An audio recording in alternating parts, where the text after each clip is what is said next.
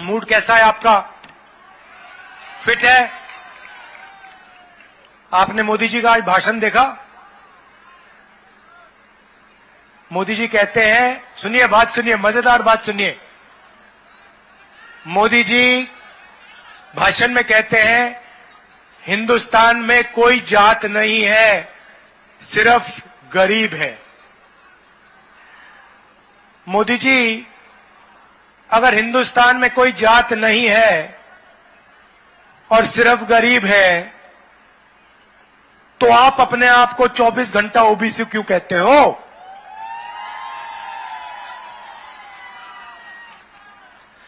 और नरेंद्र मोदी जी, ये भी मुझे बता दो, आपने ओबीसी का नाम प्रयोग करके बहुत फायदा उठाया, देश के प्रधानमंत्री बन गए, करोड़ों रुपए के आप सूट पहनते हो, 24 घंटा हवाई जहाज में उड़ते हो, तो ओबीसी शब्द का आपने प्रयोग किया और आज आप अपने भाषण में कहते हो कि हिंदुस्तान में कोई जात नहीं। मतलब जब आपके लोग मध्य प्रदेश में आदिवासी युवा पर पेशाब करते हैं और उसका वीडियो लेके वायरल करते हैं, तो वो व्यक्ति जिस पे पेशाब किया गया उसकी कोई जात नहीं है, वो आदिवासी नहीं है, वो गरीब है। जब किसी दलित बच्चे को मारा जाता है,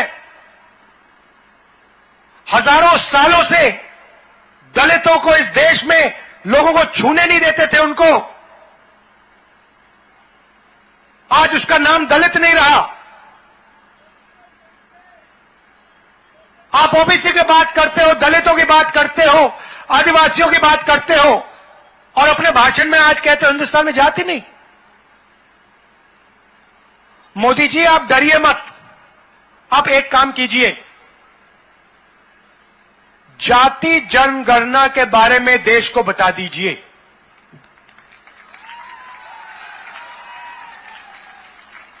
भाइयों और बहनों, यहां जो हमारे पिछड़े वर्ग के लोग हैं, आज नरेंद्र मोदी जी ने कहा है कि इस देश में कोई जात नहीं है। मैं आज आपको, खासतौर से आपके जो युवा हैं, जिससे ये देश रोज उनका भविष्य चोरी कर रहा है, मैं आपको कुछ बताना चाहता हूं। नरेंद्र मोदी जी ने ओबीसी शब्द का प्रयोग किया, प्रधानमंत्री बने, 24 घंटा देश से कहें मैं ओबीसी हूं, मैं ओबीसी हूं, मैं ओबीसी हूं, मगर जब ओबीसी की मदद करने का समय आया, जाति जनगणना करवाने का समय आया, हिंदुस्तान में कितने ओबीसी हैं वो आंकड़ा देश के सामने रखने का समय आया, तो प्रधानमंत्री कहते हिंदुस्तान में जात नहीं है, ओबीसी कुछ नहीं है। भाइयों और बहनों, एक बात समझिए, हिंदुस्तान को एमपी नहीं चलाते, हिंदुस्तान को प्रधानमंत्री नरेंद्र मोदी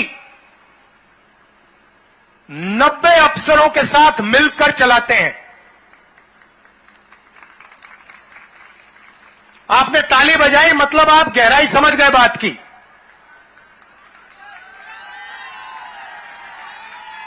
मतलब सवाल ये उठता है, नरेंद्र मोदी जी और 90 लोग आईएएस के अफसर, आईएफएस के अफसर, ये लोग चलाते हैं। अब मैंने सवाल पूछा, नरेंद्र मोदी से पूछा, नरेंद्र मोदी जी, आप ओबीसी की बात करते हो, मुझे बताओ 90 अफसरों में से ओबीसी अफसर कितने हैं? नरेंद्र मोदी उस दिन से ओबीसी शब्द का प्रयोग करना बंद कर दिए हैं। आज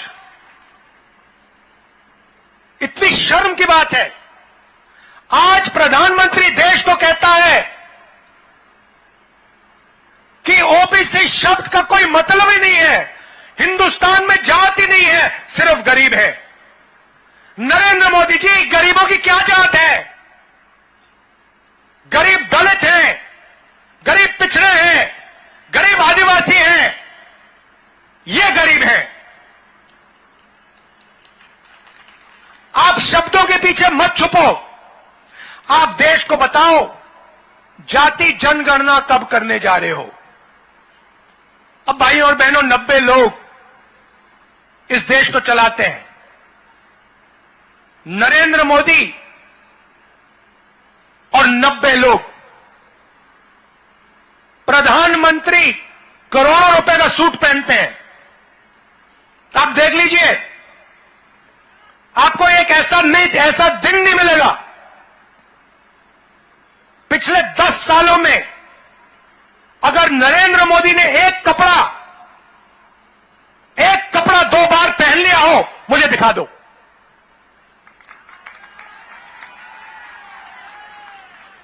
नरेंद्र मोदी अपने आप को ओबीसी कहते हैं, 10 साल में उन्होंने एक कपड़ा 2 बार नहीं पहना। आप में से कोई एक व्यक्ति है जिसने 10 साल हर रोज अपना कपड़ा बदला हो?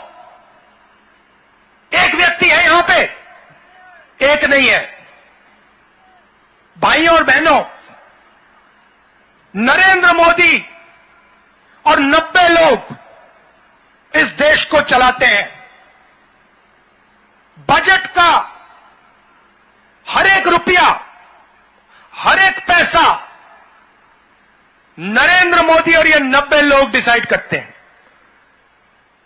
आदिवासियों के लिए कितना पैसा आएगा? 90 लोग, नरेंद्र मोदी। आपकी शिक्षा में कितना पैसा जाएगा? 90 लोग, नरेंद्र मोदी। सेना को कितना पैसा मिलेगा? 90 लोग, नरेंद्र मोदी। पीने के पानी में कितना बजट का पैसा जाएगा? 90 लोग, नरेंद्र मोदी। अब राहुल गांधी पूछ रहा है 90 लोगों में से ओबीसी कितने, दलित कितने, आदिवासी कितने? और जैसे मैंने यह सवाल पूछा, नरेंद्र मोदी कहता है जाति कुछ नहीं है हिंदुस्तान में। भाइयों और बहनों, 90 में से 3 ओबीसी, 3 आदिवासी। फिर से सुन लीजिए, 90 में से 3 ओबीसी, 3 आदिवासी। और मजे की बात सुनिए,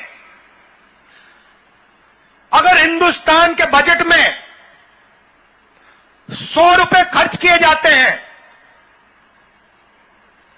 100 में से 5 रुपये का निर्णय ओबीसी अफसर लेते हैं। हिंदुस्तान की सरकार लाखों करोड़ रुपए खर्च करती है, ओबीसी अफसर सिर्फ 5% बजट का पैसा के बारे में निर्णय लेती है।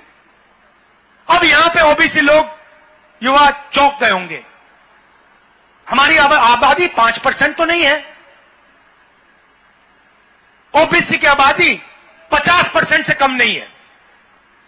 तो अगर ओबीसी की आबादी 50% से कम नहीं है, तो फिर उनकी हिस्सेदारी 5% क्यों है? नरेंद्र मोदी जी, पहला सवाल। दूसरा सवाल, आदिवासियों की आबादी 12%। भाइयों और बहनों, आदिवासी युवाओं, आप जानते हो कि 90 अफसरों में से वो जो 3 आदिवासी अफसर हैं, वो हिंदुस्तान के बजट का कितना निर्णय लेते हैं? मैं आपको अभी जो बताने जा रहा हूं, यह शर्म की बात है, यह आदिवासियों पर अपमान है। भाइयों और बहनों, आदिवासी युवाओं, अगर हिंदुस्तान की सरकार 100 रुपए खर्च करती है तो उसमें से आदिवासी अफसर 10 पैसे का निर्णय लेते हैं। भाइयों और बहनों, 100 रुपए में से 10 पैसे आदिवासी अफसर डिसाइड करते हैं। मतलब 0.01% बजट का आप लोग डिसाइड करते हो। अब जैसे ही मैंने ये बात उठाई, आदिवासियों को वनवासी कहने वाले लोग एकदम कहते हैं इस देश में कोई जात नहीं, इस देश में सिर्फ गरीब है। भाइयों और बहनों, वनवासी का मतलब जानते हो आप? कोई बता सकता है मुझे यहां पे वनवासी का क्या मतलब होता है? कोई बता सकता है? अच्छा, आदिवासी का क्या मतलब होता है? बताइए बताइए, आप बताइए, आदिवासी का क्या मतलब होता है? मैं आपको बताता हूं। आदिवासी का मतलब, और आदिवासी युवाओं को यह अच्छी तरह सुनना चाहिए, आदिवासी का मतलब वो लोग जो हिंदुस्तान के पहले मालिक थे। मतलब ये जो पूरी जमीन दिख रही है आपको, ये जो जमीन है, ये सबसे पहले आदिवासी वर्ग की जमीन हुआ करती थी। हिंदुस्तान में सबसे पहले आदिवासी हुआ करते थे। भाइयों और बहनों, इस शब्द के अंदर बहुत गहरी बात छुपी हुई है। आदिवासी का मतलब इस जमीन पे, इन जंगलों पे, जल पर आदिवासियों का पहला हक बनता है। सही बात? मतलब पहले मालिक आप। अब बीजेपी और नरेंद्र मोदी ने नया शब्द पता नहीं कहां से ढूंढ के लाए हैं, वनवासी। वनवासी का मतलब वो लोग जो जंगल में रहते हैं।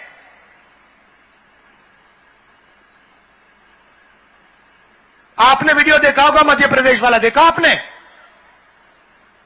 जिसमें बीजेपी के नेता आदिवासी युवा पर पेशाब कर रहा है।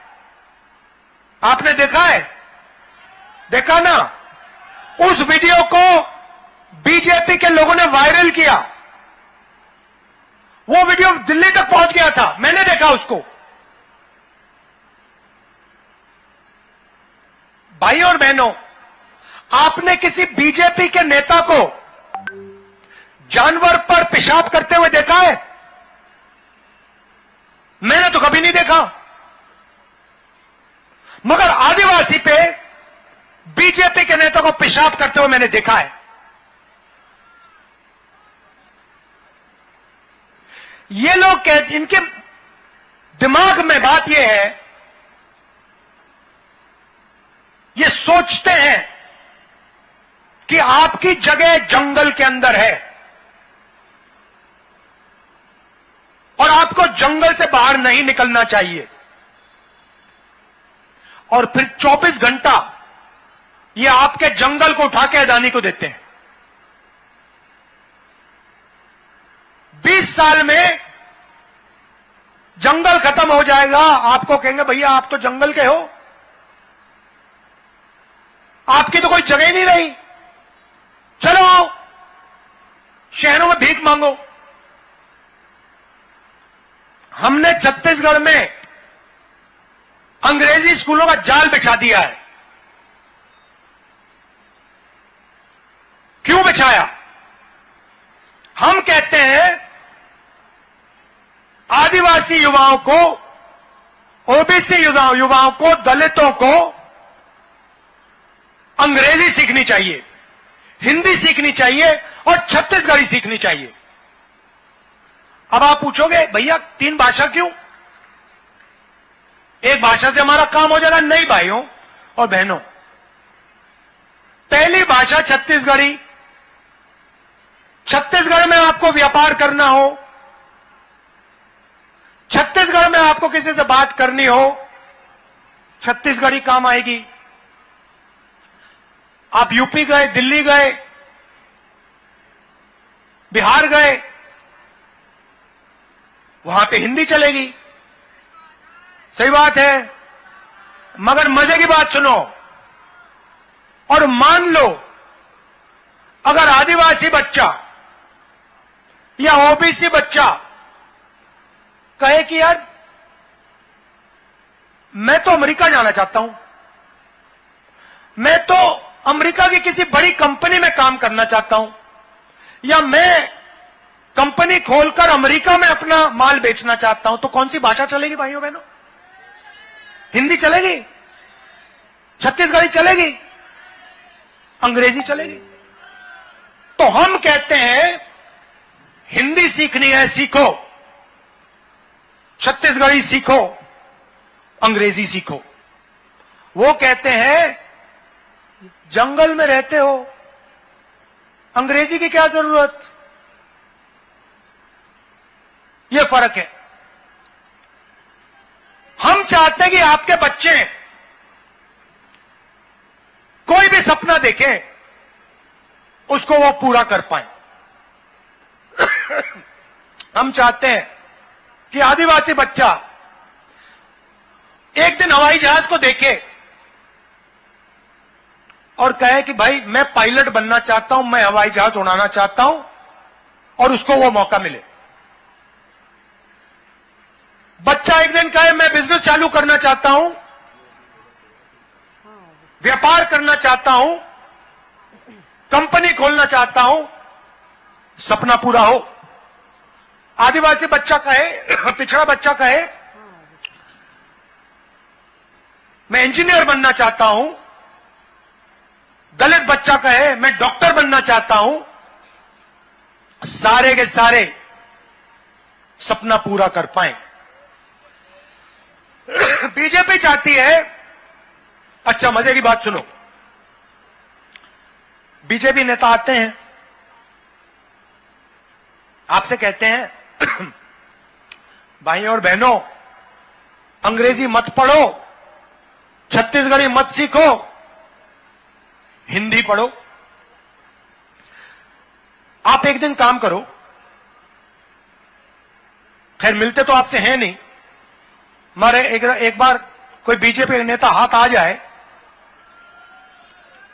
तो उससे पूछना भैया एक बात बताओ, आप हमें कह रहे हो कि हमें अंग्रेजी नहीं सीखनी चाहिए, हमें हिंदी सीखनी चाहिए, आपके जो बच्चे हैं क्या वो हिंदी मीडियम में जाते हैं या अंग्रेजी मीडियम में जाते हैं?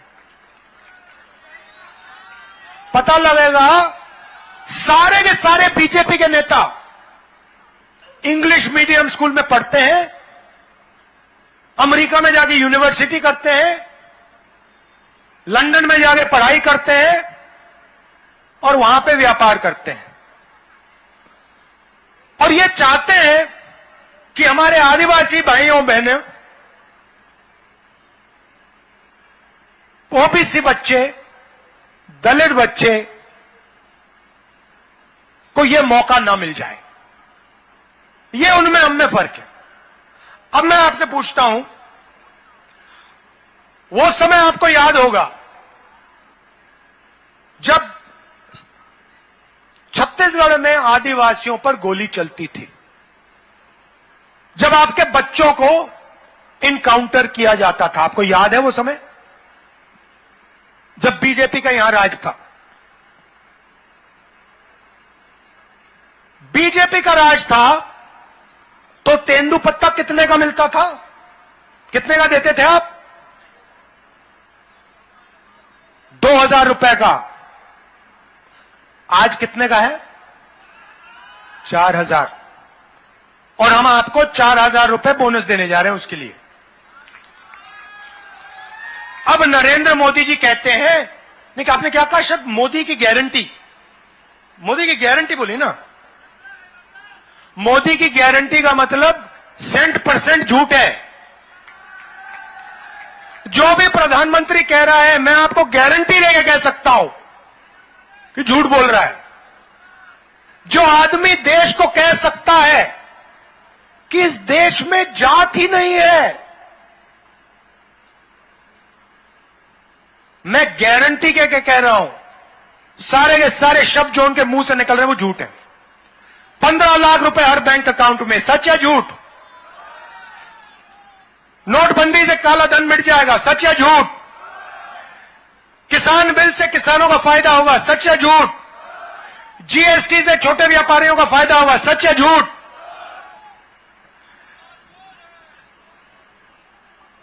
किसानों को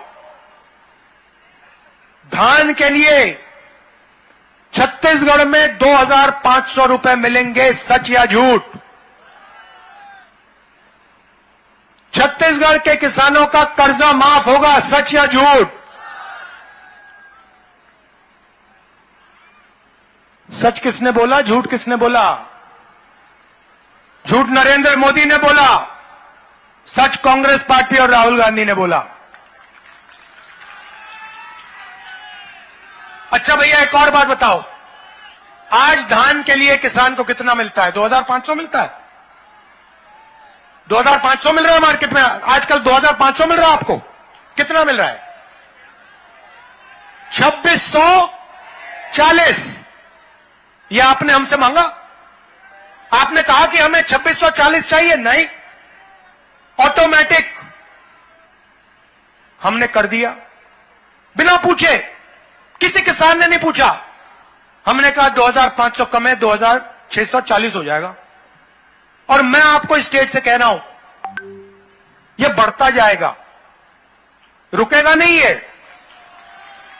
छत्तीसगढ़ के किसानों, यह 3000 से ज्यादा जाएगा, जाता जाएगा, क्योंकि हम आपके दिल की बात, आपकी चोट, आपका दर्द समझते हैं।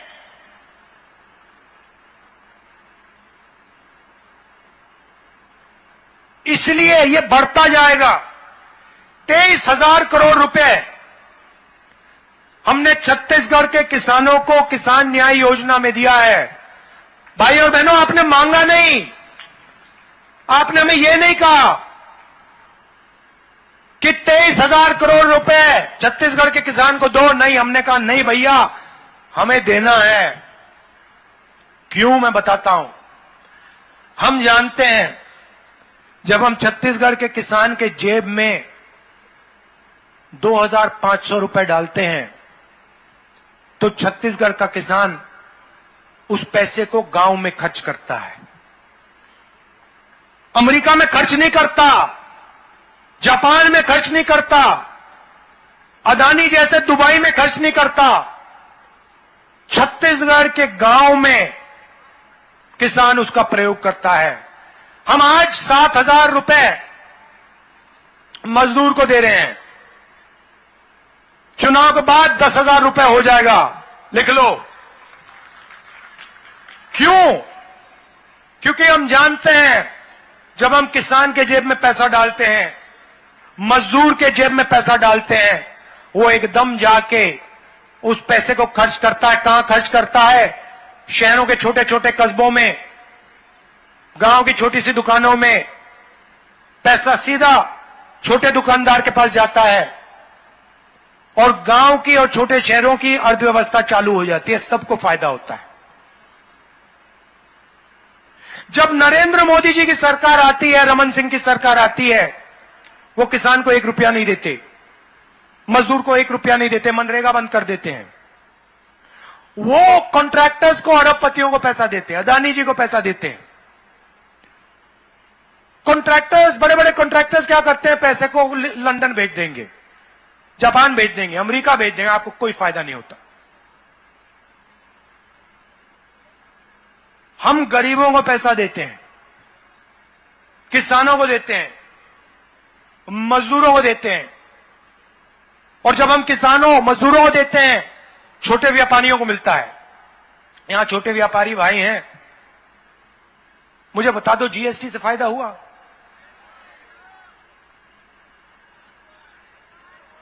नहीं हुआ। किसका हुआ फायदा? अदानी का। अदानी का फायदा हुआ। आदिवासियों से हमने वायदा किया था, आपसे बिना पूछे, आपकी ग्राम सभा से बिना पूछे आपकी जमीन नहीं ली जा सकती। ट्राइबल बिल, पैसा कानून, इसमें लिखा था कि भैया कोई भी हो, अदानी हो, कोई और हो, हमें कोई फर्क नहीं पड़ता। अगर आदिवासियों से जमीन लेनी है, वो आदिवासी हैं, हिंदुस्तान के पहले मालिक हैं।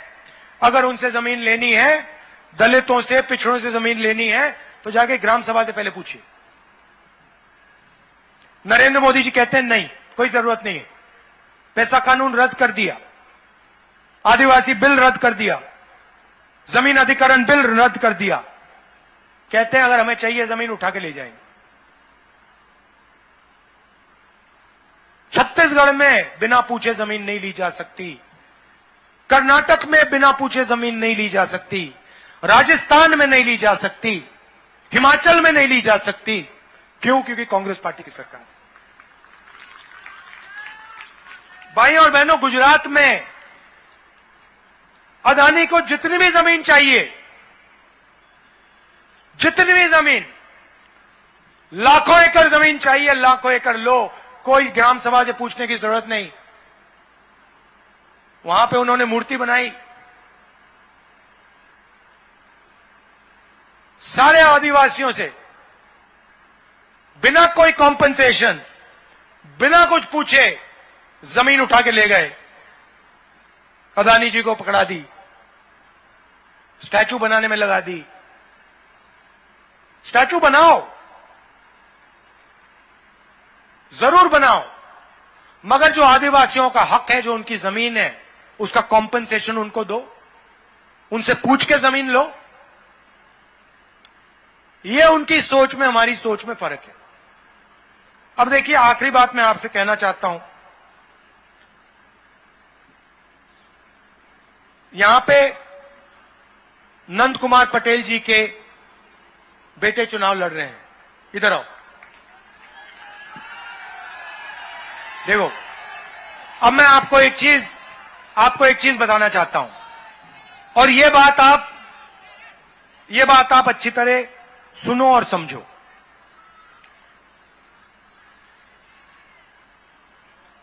इनके पिता की हत्या की गई, इनके पिता शहीद हैं, सही बात, ये पूरा छत्तीसगढ़ मानता है।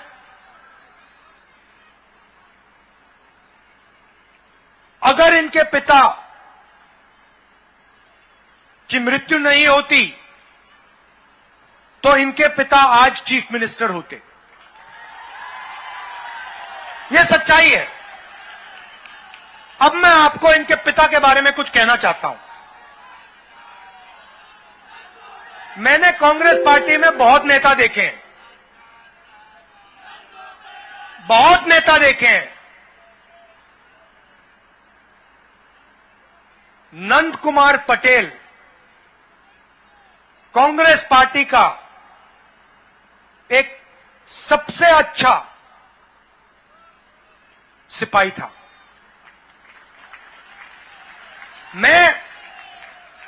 मेरा उनसे परिचय कैसे हुआ मैं आपको बताना चाहता हूं। बैठो, मैं आपको बताना चाहता हूं। जब भी मुझसे कोई मिलने आते थे या आते हैं तो मैं थोड़ा उनके बारे में थोड़ा सा इंफॉर्मेशन ले लेता हूं, रिपोर्ट लिखवा लेता हूं, पता लगाता हूं ये है कौन। और अगर मुझे वो व्यक्ति अच्छे लगे तो मैं थोड़ा और चेक कराता हूं। तो जब नंद कुमार पटेल जी मुझसे मिले पहली बार, मुझे उनमें गहराई दिखी। तो मैंने अपने ऑफिस के लोगों से कहा कि देखो एक काम करो, नंद कुमार पटेल के बारे में उनकी थोड़ी हिस्ट्री जो है, कांग्रेस में कैसे आए, क्या क्या काम किया, विचारधारा के लिए लड़ते हैं, यह पता लगा के मुझे बताओ। उन्होंने रिपोर्ट लिखी। रिपोर्ट में क्या लिखा था मैं आपको बताना चाह रहा हूं। रिपोर्ट में लिखा था कि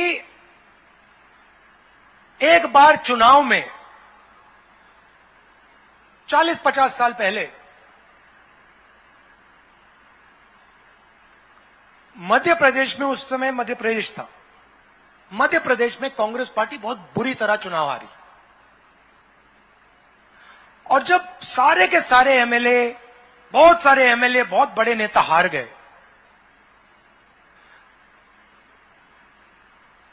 तो कांग्रेस के जो सीनियर नेता थे, इंदिरा गांधी जी थी, उन्होंने लिस्ट निकलवाई कि भैया पोलिंग बूथ में कौन से पोलिंग बूथ में कांग्रेस पार्टी हारी है और कौन से पोलिंग बूथ में कांग्रेस पार्टी जीती है। तो आंकड़े निकाले गए और एक पोलिंग बूथ में पूरे प्रदेश में कांग्रेस पार्टी हार गई। एक पोलिंग बूथ में 100% वोट कांग्रेस को मिला।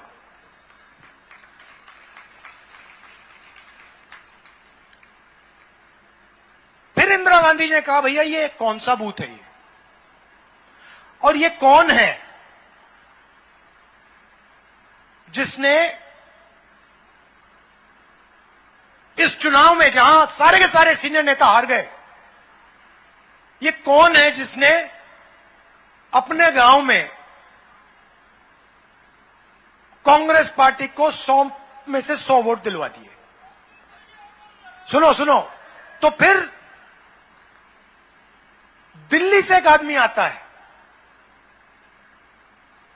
नंद कुमार पटेल के गांव में जाता है बिना नंद कुमार पटेल को बताए, और कहता है कि भैया यहां पे तुम लोगों ने कांग्रेस को वोट दिया, सारे के सारे लोगों ने कांग्रेस को वोट कैसे दे दिया। तो लोग वहां कहते हैं देखिए यहां पे तो हम सिर्फ कांग्रेस वालों को गांव के अंदर आने देते हैं और कोई आ ही नहीं सकता यहां पे। तो व्यक्ति ने कहा मतलब ये कैसे हो रहा है, और उन्होंने कहा कि हमारा यहां पे एक युवा नेता है, कांग्रेस का नेता है, सारा का सारा गांव उसके साथ कांग्रेस पार्टी को वोट देता है। नंद कुमार पटेल 3 बार प्रधान बने। सही बात भाइयों और बहनों, आप जानते हो कि लोकसभा का चुनाव 3 बार जीतना आसान होता है, विधानसभा का चुनाव 3 बार जीतना आसान होता है, मगर प्रधानी का चुनाव 3 बार जीतना मुश्किल होता है। कितनी बार एमएलए का चुनाव लड़े वो, कितनी बार जीते? 3 बार प्रधानी, 3 बार जीते। 5 बार एमएलए का चुनाव, 5 बार जीते। और खून में कांग्रेस पार्टी की विचारधारा थी।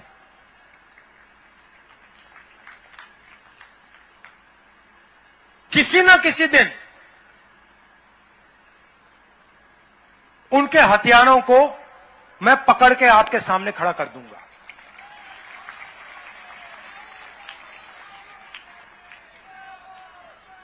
यह मैं आपसे इसलिए कह रहा हूं क्योंकि नंद कुमार पटेल के साथ अन्याय हुआ। मैं आमतौर से चुनाव के भाषण में ऐसी बात नहीं बोलता हूं। मैं ये बात आपके सामने इसलिए रख रहा हूं क्योंकि नंद कुमार पटेल के बेटे चुनाव लड़ रहे हैं और मैं चाहता हूं कि आप इनको भारी बहुमत से पूरा दम लगा के यहां चुनाव जिताएं। धन्यवाद। जय हिंद।